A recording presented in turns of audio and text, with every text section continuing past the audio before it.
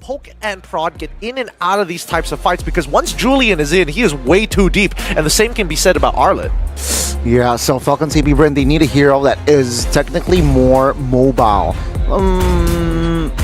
What can be the option though? Minotaur is not on the board. Joe? I mean, Valentina is not too bad. Borg and Fredrin. Huh? Wait, Julian mid? Question mark? Okay. But why go for Interesting. Okay, so Falcons Apbren, they're going to be playing Julian mid. The Fredrin is most like... Wait, is Fredrin going to go into the jungle? I would only assume that he does. And Team Liquid PH finish off their composition with a Fanny for Carl TZ. What an interesting change of pace for Falcons Apbren. Oh, they sniff the Fanny pick, and they instead, you know what? We don't want Assassin versus Fanny, so let's give a hard rock. Let's rock the Fredrin in the jungle so that Fanny has less killing power. Wow, I'm flabbergasted. It's been a long while. It's been a minute that we've seen Fredrin flexed into the jungle after so long, it being very assassin dominated. But it looks like the Fredrin is back here, ladies and gentlemen, for game number 5 for the side of Falcons Apbren. The question is whether it will work out or not, right? Is a Fredrin still a viable choice into the jungle, seeing as the farming pattern from these assassins now picking up, by the way, the Fanny is going to be a force to be reckoned with. So boys, we're gonna hand it over to you. Bring us into the land of dawn. Let's see. It's going to be their moment here. Championship point. I mean, you saw the audience. They want Falcons Apbren to wake up as we go into our very 5th game of today in this best of 7 series. The score is 2-2 with FCAP on blue side up against TLPH on the red. Let's see, Carl TZ on this Fanny. He rocked the link earlier, but it wasn't really fruitful. So let's see here, will he be able to find a win with this Fanny? Well, here's the thing, right? With Falcons Apbren changing up the draft like what we're seeing here today, yes, it's going to be a bit of a struggle to actually take control over the mid lane, but when you have Fredrin kind of rotating and putting pressure towards their TLPH are forced to move in backwards because right now the only winning lane that they have is going to be Flap TZ up against Samford with this export against the Terizla. Yeah, I mean, let's see here. With the early game, there are already a potential setup in the top side. Super Marco still holding on towards that Purify. Carl TZ will not jump in and dive. Oh, there's immobilized on towards JP. Might be in stun. Oh, Gwen. No, that's a well-timed flicker by JP. Yeah, nicely done. JP's not going to have his flicker for the upcoming fight, but it doesn't matter as long as he's not giving away that first blood. Falcons Apbren are very dangerous, especially when you have Ogwin on one of his signature picks in this Arlet. So even Carl has to be quite careful here, unless we are seeing Few and Ogwin going to rotate up to the top side of the map. And I mean, since Carl saw it, he's telling Benny QT, hey, just chill. Oh, it's a 3v1 though. Benny QT now with that information. Will they play around? Will Liquid play around in the bottom side of the map? Oh, it's still going to be just the gold laners in the top side. And though Carl TZ, yeah, he takes 0 time to take the turtle. Yeah, and we see that Samford and Sanji going to be walking together after hitting level 4. Let's see if they're going to land a comp. Oh, it looks like they're going to give this. No time.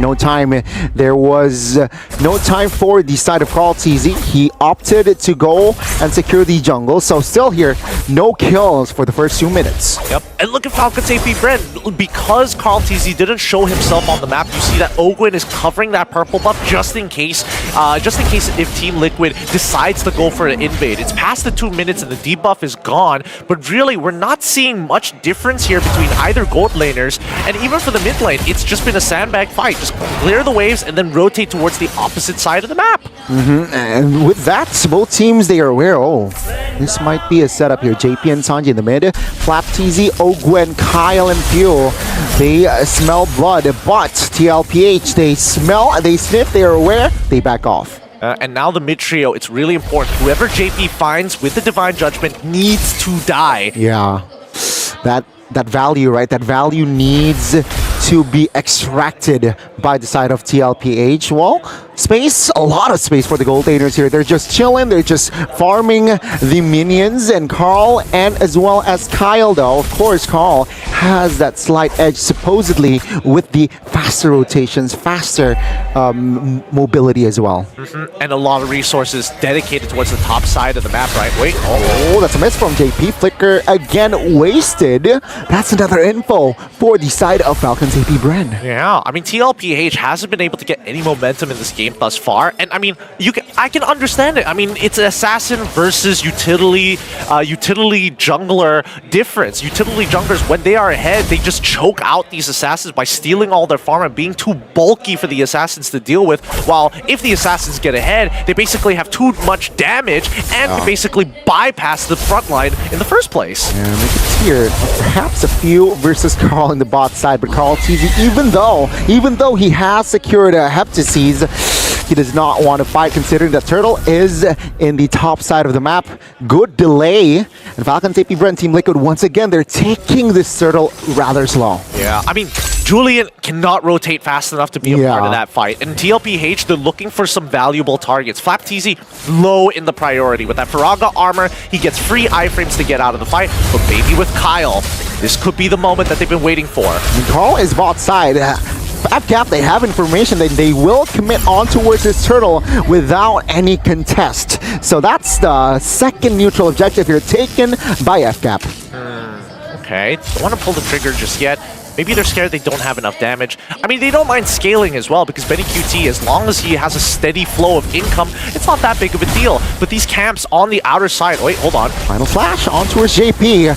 He is in trouble. He has no flicker just yet, though. This might be a dive, but FGAP, they smell trouble, and they back away. Still, again, 5 minutes in, no kills. Falcons Apbren are playing this extremely well. Like, even Ogwen, he's just going from bush to bush, because if he does spot out JP, he's at risk of dying, right? So the only person who can do it comfortably is Flap TZ, especially around these neutral objectives. Wait, hold on. Purple buff. They will contest this one. Carl TZ looking for an angle, does not get it, and that's Carl TZ taking the purple. Oh, Team Liquid, they want to engage Flap TZ and just hiding away with the skills. And again, they see no angle. They will not have a fight. Top lane though, different story. Benny flickers out in time. SOD will not be committed. Oh, good way to escape, but they will have to sacrifice their third top lane. Yeah, I mean, again, some really great motions. I mean, great micro coming in from Benny as we finally see first blood from Carl TZ against Few underneath the tier 1. That was like, what, volume 3, I believe they were. Both of them were bottom side of the map, what, 3 times already. Off-camera kill slightly there, but yeah, Carl TZ solo killing Few on the bottom side of the map. I have to admit, Falcons Apbren are playing this really, really well. It's sad that Few had to give away first blood, but at the end of the day, it doesn't really matter, right? Because Carl TZ isn't accelerating as much as he wants to. Oh, there's a taunt on towards Sanford here. Oh, final slash as well. Now into no man's land with the flicker, though. Sanford clutch. He escapes, and that is it. FCAP failing to find the equalizer. Yep, just in the nick of time as well. We haven't seen JP use that ult just yet. We've been waiting for him to actually initiate these play, but Falcons Apbren are just zoning him out, right? Utilizing Flap TZ to open up the map. Ogwen waiting for the right moment, especially until he gets that Thunderbelt before he gets a little bit more proactive. But it looks like Ogwen opted to go for the Oracle. He wants to make sure that even if he gets hit by the Divine Judgment, he might be able to get his final slash out before he dies. I mean, I gotta say, right, Falcons Apbren, they're playing this early, almost mid, very well. Because, again, going up against Assassin, seems like they have more say in the neutral objective. They're translating into more wins as well. And now, perhaps they want to commit. Final Slash connecting on towards the Terizla, but the Divine Judgment on towards Supermarker was huge. Blazing Duet defensively. And again, no casualties from that clash. Huh? Where was Carl TZ? Oh, he was trying to steal the orange buff in the meantime. Wait, they don't know he's here. Oh, let's see. They have no idea. It's attacking units, though. It's attacking units. He can steal this and then get away. Okay, let's see. Carl TZ. Wait, retribution. Ooh, there you go. Cheeky Carl TZ. Daylight robbery, Grand Theft Orange, as we see. Oh, okay. Ogwin misses out on that range for that final slash, but again, it's a-okay. 1,000 gold lead still quite comfortable here for FCAP to have a foundation entering the mid-game. Now let's have a look at the items here. 2 items complete, 4. Wow, actually quite a significant lead on Flapteezy, in a matter of fact, right? Even when we're looking at the items from Sanford, he has not completed a single one. He is down 1.67k, and that's not, I mean, it should be expected because Xborg is the winning matchup in this case, but at the same time, I think that's why TLPH has been a little hesitant to get in on these fights. Yeah, I think he just secured the dominance. Eyes! Oh my god, the damage! Benny QT miscalculated the damage, and Few finds a solo now. They will contest again. Purple buff will fall still to Carl Teasy, but what a solo. Yep, and now, I mean, Carl, he wants some revenge. Yeah, they will get it though. Carl Teasy, what a timing alongside Terizla as well, but they have compensation. They have more control in the Lord. And JP, Sanford, Sanji, yeah, I don't think they can find an angle though. Let's see if they say otherwise. No. Kyle Teasy will have the first Lord in this game. Yeah, I think they're waiting until the mid-game to actually have some relevant damage. Oh, look at Sanford getting melted. Oh my god, yeah. Well, again, all things considered, Falcons, Apbren, they have survived that early. They lead in the mid, and okay, Sanji has the Divine Glaive, so that is peel and also penetration for Team Liquid coming defending the Lord. Okay, all right. Can we see JP find an ideal target to Divine Judgment and pair it up with Sanji, right? Yeah. Because every time they get the mid-trio together, Falcons Apbren play around it. Every single time. So the only way to catch him off guard is to send Carl Teasy to some other side of the map to give false hope to Falcons Apbren to maybe disrespect the space. Ooh.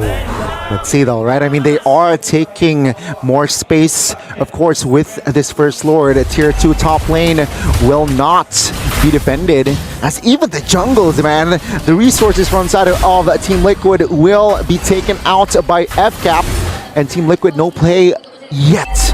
Oh! Almost. I mean, the idea was there. They're gonna chunk out Few, and as soon as he gets back to the base, gets hit by the SOD and instantly dies before he gets the full fountain health. Very smart idea for the side of TLPH, but a very good read coming in from Few. Yeah, let's see here. With the 4,500 gold lead, Falcons Apbren, they are just so comfortable now that they're in the mid game, right? I mean, Claude here already with the almost 3 items. He opted for the Wind of Nature, though. Yeah, and I think it's a good choice, right? Because whether or not he has the Trinity, it all depends on how far ahead Carl Teasy, because he still is technically going to get one shot by that Cutthroat if he has two items, maybe 3 items to guarantee it. Kyle, walk up just a wee bit further. Just a wee bit further. Yeah, I mean, JP has a Flicker Divine Judgment here ready, but he will not pull the trigger just yet here. He does not want to waste such a good resource. Meanwhile, Carl Teasy is also doing a cross-map play, even though they sacrificed the inner, basically. Yeah, I mean, they've been dragging out this game for quite some time here. And again, we've only seen like 1 Divine Judgment actually come out from this game. Yeah, and it was on towards, I think, a member like Ogwin, right? It wasn't really like on towards the Super Marco or on towards a few. So let's see here, what can JP do with and give the impact towards the mid game, especially now. Falcons Apbren, they are still very much in control. They want to contest their purple buff again. The conceal has been popped. They have a flank angle with Carl Teasy, but yeah, are they going to initiate off of this? No, they just walk away from this, right? TLPH, they're just waiting for a positional mistake coming in for Falcons Apbren when they go on autopilot mode. A very low kill count game here, ladies and gentlemen. Out of all the 5 series, this is lowest. 12 minutes in, only total 3 kill points. And Team Liquid, they're playing it rather slow. Why? Because they're waiting for Benny to be online. Oh, the one-shot! Caught him red-handed.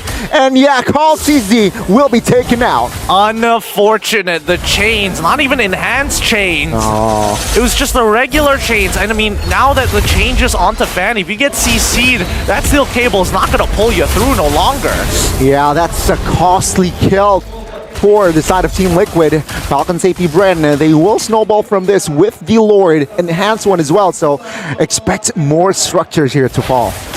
it's going to push into the late game, right? There's still plenty of high ground defense coming out from Team Liquid, and even Ogwin, right? Using that conceal aggressively just to kind of keep Team Liquid underneath their inhibitors is the most ideal scenario, because Lord hasn't even spawned until now. It's going to be a little tough though for Carl TZ on this defense, right? Because you're a Vanny, you want to split push or you want to assassinate now. You're kind of just awkward there in the base, waiting for an opening, waiting for vision as well, especially he doesn't have the purple. Yeah, and Falcons Apbren make the read, right? They know that he's not going to show up on that Lord lane. They're hoping that he overextends down by bot side. Let's see here with the Lord. The cert top lane will fall, and that will be all here from the side of FCAP. Surely, perhaps they want to pull the trigger on towards a fight. They want the mid. Lord taken care of. Will they pull the trigger is the question. Oh, conceal play by JP. It doesn't seem like they have that opening. They don't want to risk it just yet, right? Because the counter engage is also very deadly from the side of Falcons Apbren. If you see JP flicker forward, then you're expecting the final slash from Owen to pull him back. And I think that's why TLPH are very hesitant on a lot of these moves. They sacrifice an inhibitor turret just because of that, and they're waiting for Sanji to get to a point where he can just one-shot his targets without needing the setup from JP or even from Sanford. Yeah, but that's a pity though, right? I mean, yeah, with the Kajo, let's see here, they want the mid. FCAP, do they have enough firepower? The answer is no. Team Liquid will be able to clear that wave. But it's kind of a shame, right? You drafted a Kaja, but the angle, the opening isn't really direct. When Kaja is such an honest hero, it's a direct hero, and yeah, we have yet to see an impactful Divine Judgment. Yeah, and with that slow-growing 7k lead from the side of Falcons Apbren, they've got one more opportunity to try and crack open this base from the side of TLPH on this next floor, which is coming up in about 40 seconds, right? So I think that TLPH, until we see Benny QT actually finish off that Winds of Nature, they probably don't want to fight just yet. Sanford, he's just going to be one giant block of health. He's just going to tank as much as he can. Carl TZ can look for the backline, but even he himself respects the raw damage from Super Marco because he's been supercharged, right? The difference between Super Marco and Betty QT in terms of gold is 4,000 gold. Wow, that's a lot. That's a lot. And Danny, though, now that he has Wind of Nature, expect Team Liquid to not just turtle in the base, maybe even gamble taking the 50-50 wall, 70-30 for Falcons Apbren on this Lord. But doesn't seem like there are motions in the side of Team Liquid. Do they want to leave this for them? I guess they should, right? Because if they walk up too far, then there's not enough places to run. It's not like they have a lead as well. Once they hit the 42k mark, then it slowly starts to stabilize. But with this Lord push, they've almost guaranteed at least one more inhibitor turret. Let's see, with this Lord, Team Liquid again conceding the neutral objective 0. Yeah, Carl TZ, without the purple, has been just going crazy with the cables on his base. Yeah, I mean, he's underneath the fountain. He's just bored as heck. He's just waiting for Falcons Apbren to start pushing in, and then the high ground defense actually is initiated. Now let's see it here. Baser in the bottom side. Oh, he catches Sanford, taunted as well, flickers out though. Team Liquid will restabilize in their base. Lord marching top side, and Team Liquid has cleared the mid. So let's see here with the clear, FCAP, can they crack that mid open? Ogwin has the flicker, has not committed just yet though, waiting for the right timing. The base turret will be the main priority. Now, base turret all cracked, top, late, and mid. Now they have to take care of the Lord. FCAP, can they defend this? Here comes the conceal. Maybe still looking for angles, but Flap is not making it easy. Yeah, the base now wide, but Phil finds the burst damage as well. And now, waste again, it's just so vulnerable as Carl TZ is down as well as Benny. FCAP, they have match points. Nicely done by Ogwin. Really nicely done.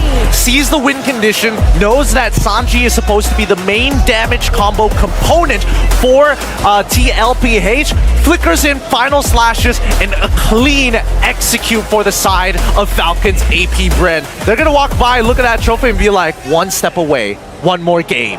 Championship point, baby.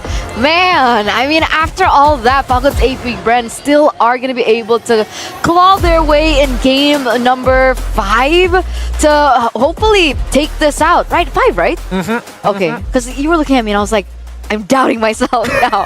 Is it 5? Okay, it is 5. But again, what a game. What did you guys think about that? Fredrin in the jungle is still a viable option? Situational. Yeah, I think that the situation calls for it, right? When we look at the stats, it'll make a lot more sense. Okay. Because again, a lot of the interactions coming up from the side of TLPH, they're very worried about the counter engage, right? If they pick one target, that means there's just going to be a sea of CC and a lot of flickers to make sure that JP doesn't get that initial pull and displaces that front line. And it worked, right? For the most part, right? No divine judgment that really made or break the game. It was sad, right? Because all throughout this entire series, the Kaja was always banned out, and the moment he's gonna be able to pick up the Kaja, there's absolutely zero impact to it. I mean, there's a factor that I think they overthink the early game. They should have just gone with the flicker divine judgments here and there, looking for openings, risk it, then technically doing nothing with the Kaja, and I expected more aggression from the side of Team Liquid, especially with the Fanny in composition, with the Kaja in your composition, and as well as the Vixana. Well, I think that FCAT played around this mid trio in the early game very well, right? Because Bang and QT and Sanford clearly do not have the damage to get over that hurdle to assume that, hey, if we divine judgment one person, we can guarantee get the kill. You have to have Carl Teasy, you have to have Sanji to extend the chain CC. But the way that FCAT played around it was how exactly do you farm that information? And number one, Flap Teasy not only winning his lane, but also walking out of his lane very often, just to kind of be like, hey, if you want to divine judgment me, I still have my Faraga armor on top of the flicker to get out of that situation if you do decide to commit. And on top of that, Ogun was a walking ward, by the way. He was just everywhere, opening up the bushes, giving information for his team, opening up vision, because they understand that at any time, Carl Teasy can go in and look for an opening and find a trade in that sense.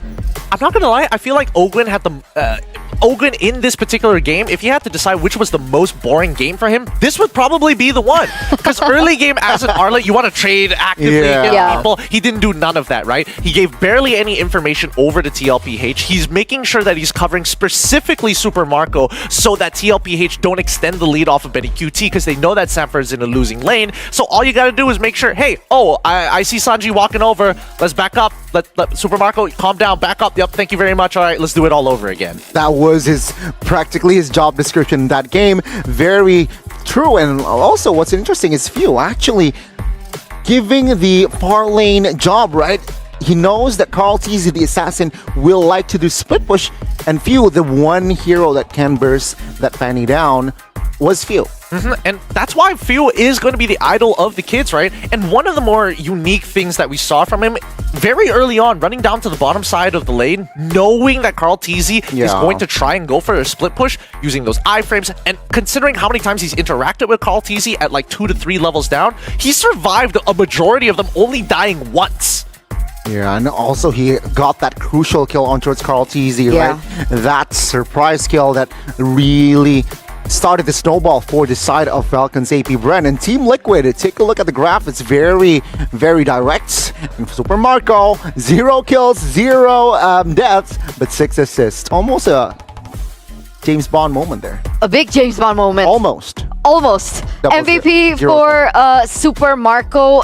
I think it's interesting the way that he opted for his emblem choices, right? There was a tenacity as one of his sub-emblems. Yeah, no, the tenacity is important just in case he happens to get picked by the Divine Judgment like we saw in the earlier stages of the game when he goes in for that big blazing duet. We thought something was going to happen, but everybody walks away with only a single kill coming in for Falcons Apbren. It just goes to show that, you know, emblems in the early game really do make the difference for the play style of these sorts of marksmen where it's high risk, high reward. I agree. He could have gone for something a little bit more aggressive, but he understood that there was a lot of risk involved in his lane. So he opted for something a little bit more safer, and I mean, he didn't die a single time. Yeah, I mean, we can't complain, right? If you're a gold laner, you don't die, you can't really complain. Positioning-wise, very well, but I think my MVP is Few. I think he was the anchor. Well, not the anchor in this. He was a spearhead that